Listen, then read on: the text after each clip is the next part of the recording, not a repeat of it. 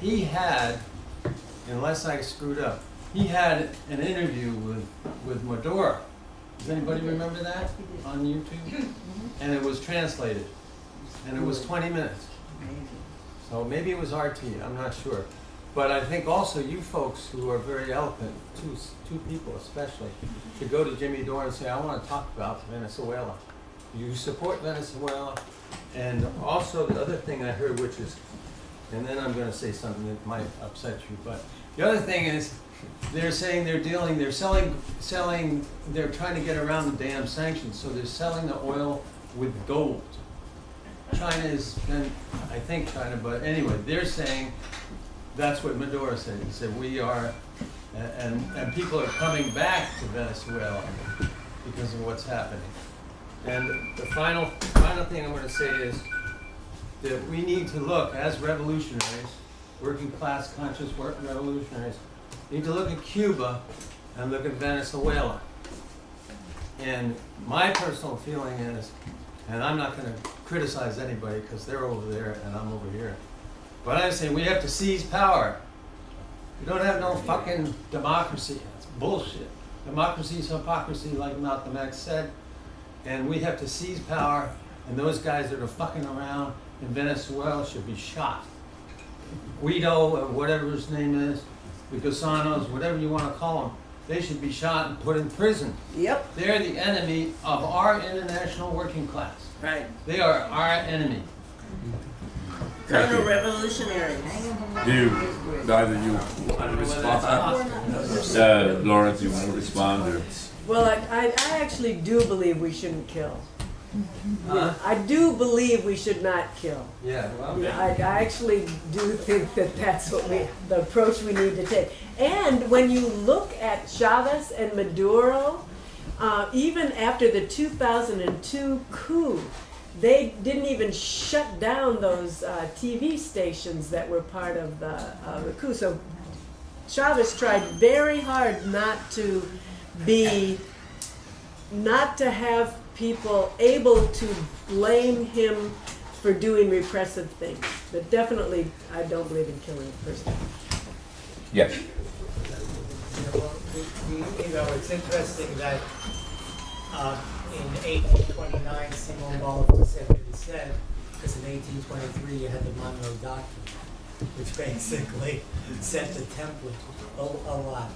And we've had a history, obviously, of interfering in Latin America, Central America. But what I'm wondering is if there's also a very cynical thing happening now in terms of Venezuela, where somebody like Trump is setting the stage for anticipating running against socialists. And he has to show that Venezuela, another failed socialist attempt, Bernie is an example, someone who's backing failure, whatever. So in spite of our history of doing it anyway, he gets the extra added bonus of this is all a political ploy as well. Can I ask David and Mehmet, who was the Carlos? What do you remember? Carlos what his position? Carlos Rome. Do you know what his position is? He was head of North American Bureau. Okay, the head. Vice Minister for North American Relations. Charge d'affaires. Charge d'affaires. So he's North American Ambassador office, embassy office, right? Okay. So he was in charge of that.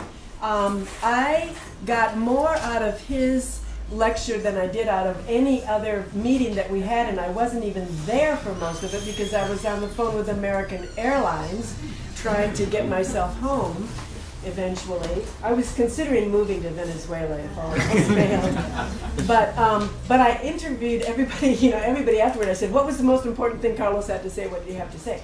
But what he said, because I talked to people who aren't political, and they're getting, but even people who are political, and all they're getting from all the full range of things, both Fox, MSNBC, CNN, sometimes, the public radios and all of that stuff, certainly the government in both parties, Democrat and Republican. And then they have this friend, Laura, who's telling them the exact opposite. Now, how are they going to, believe that? But Jimmy Dore. yeah, yeah. So what he said about the Democrats and Republicans, and remember one of Roger's slides where to a person they're saying authoritarian regime in Venezuela, you know, all of that stuff, AOC and everybody else. Chavez referred to Chavez. Bernie Sanders referred to Chavez as a dead communist dictator. And while this may sound funny, unfortunately only one of those things was true. But communist, no. Dictator, no. But the Democrats and the Republicans, let me say another. Ro Khanna is San Jose U.S. rep, and he's very progressive. And he had a letter that Terry Mattson, one of the delegation leaders, was in on composing that letter. And the first letter was very good, and it was about ending sanctions, that the U.S. has no business to do these sanctions. And the first letter was very good, but then the letter that ended up going out, and he only had like 15 people signed up on it, even when it was a watered-down letter, was end the sanctions, even though Maduro is an authoritarian regime and all that stuff. And so what happened in between? In between, Bernie Sanders tapped him to be part of his campaign. No. And so then he switched. And why, so I came back at the end of this, and Carlos said to me, oh, I spoke to your question about both Democrats and Republicans, and so how are people going to believe that anything is different from that? And he said, Florida, you know, where we have the Electoral College. If we want to talk about bad constitutions, talk about the Electoral College that has been around for a couple hundred years and was based on empowering plantation owners. So because of the Electoral College, there are swing states. And in the swing states, there are swing groups. And one of the swing states is Florida, Miami. And the swing group there has been the Cubans. Also